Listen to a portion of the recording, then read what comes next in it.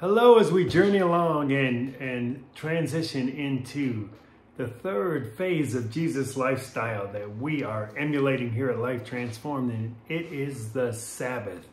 Let's talk a little bit about the Sabbath. Today, in today's world, I think it's barely known or acknowledged or mentioned.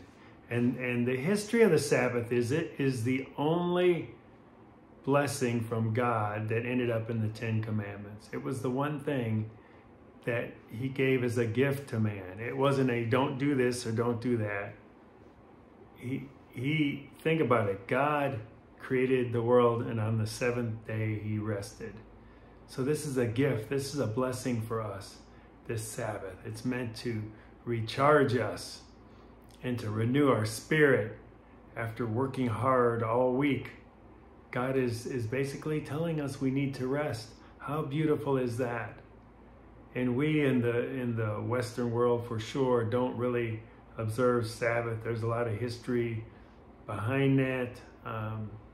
You know, if you've grown up in some of the kind of really legalistic churches, it was very much a follow the rules. You can't do this, you can't do that. That's what happened with the Pharisees back in the day. You know, they wanted to deepen our relationship and reconnect us with God. So they were doing the things they did from a good heart and a good place, but they took things way too far and started setting up these rules and what you can't do on Sabbath, etc., etc. Well, that isn't what it's all about. The Sabbath is anything but that. It is being able to recharge, reconnect with your family, with loved ones, have a bottle of wine, celebrate with great food, and you know, get rid of technology and just be in nature, experience all the beauty that this world has to offer. And oh my goodness, God wants us to do that once a week. How beautiful is that? From sunset Friday night to sunset Saturday night.